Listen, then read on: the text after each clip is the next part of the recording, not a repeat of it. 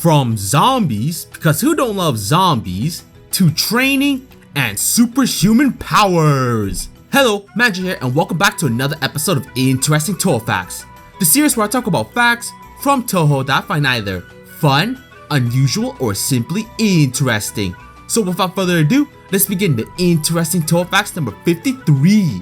Number 5. So I've talked about how the UFO crew and the members who broke the seal on Byakuren like Nazrin, Sho, Ichiran, and Murasa. If you played 10 Desires and came to the second stage, you might have been surprised at the newest addition to the Magi temple, Kyoko. I want to talk about her role in the temple. So Kyoko is currently a Buddhist priest in training at the temple. Her current training is apparently to sweep the main gate every morning. I ain't no expert, believe me. But does sweeping really count as training? Sounds more like Kyoko got the grunt work. Anyway, she also recites sutras as the other priests do, at least that's something. But because she's inexperienced, it is loud and difficult to listen to. It may also be because she doesn't actually know what they mean. She's only repeating what she hears other priests say. Byakuren, I think you should be doing your job and actually teach this girl!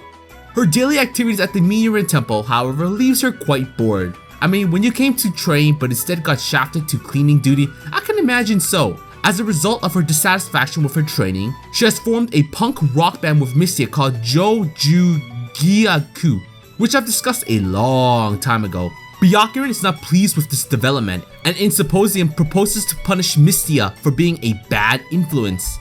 Well, Byakuren, if you bothered teaching her in the first place, she wouldn't have made the band to begin with. And I thought Sho was a slacker here. Number 4. If you've seen Hatate, you'll probably see her camera/phone. While maybe obsolete to us because it's the flip phone, for Gensokyo, that's a fancy ass piece of technology there. You may be asking, how the bloody hell did she acquire something like that? She robbed someone? At least as of now, she did it, so that's good. Anyway, it was apparently made by the Kappas. No surprises there, to be honest. It is possible that the Kappas reverse engineered something left behind by someone who was spirited away to Gensokyo.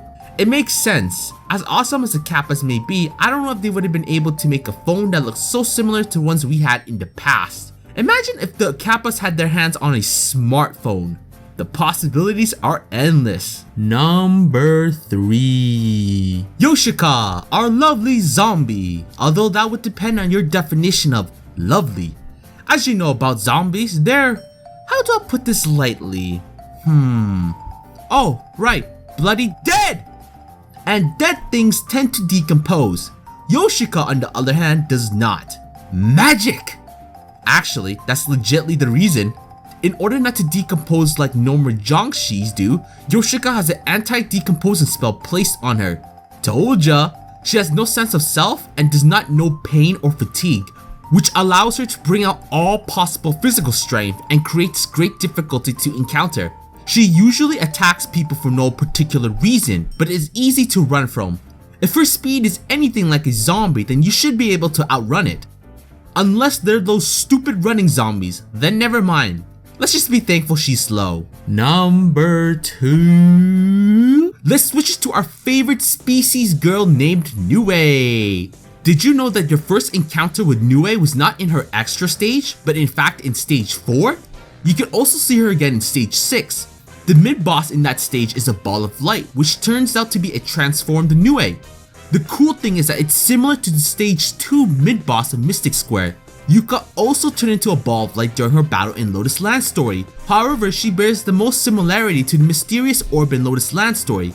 Their appearances are identical and both drop items when leaving the screen, each ending with an extra life. From the looks of it, we can tell which form she liked the most. Number 1. So in the last video, I was talking about Miyurin. I mentioned Byakuren and how her magic was black magic. I feel it's a good time to discuss a little further about her ability. Now Byakuren's ability is using magic. That's it. Hey man, the wiki said it, not me. Anyway, it was originally derived from Buddhism. Byakuren then began using dark magic derived from aiding yokai to retain her youth after her brother's death, which I briefly mentioned in that episode. Now, Byakuren specializes in buffing magic, which increases her physical abilities, including strength, speed, and the 5 senses. That explains why she was my buffer in the Genius of Saf. In UFO, the spell card Superhuman Byakuren Hydri seems to demonstrate this magic. I mean, when your bloody spell card is calling you superhuman, I'd hope your physical abilities were much better. During this spell card, Byakuren's movement speed increased to such an extent that she can outrun Fantasy Seal. Okay, now that's pretty damn impressive, no lies there. Normally, however, she's only as strong as an average human, till she busts out the scroll and whoops your ass. Ultimately, though she is called a saint, these powers are demonic in nature. While the dark power may have come because she ate a yokai, it's still pretty badass. But yeah, hopefully you guys enjoyed this episode. Which facts were your favorite? Do you think Byakuren should teach Kyoko in the future? Do you think Nue loves light? Or would you want a super Byakuren to save the day? If you guys enjoyed this episode, please give it a like and subscribe, or else Yoshika might get fast due to some spell. And that can't end off well for humanity or anything in general. Like always, this is Magi, and thanks again for watching!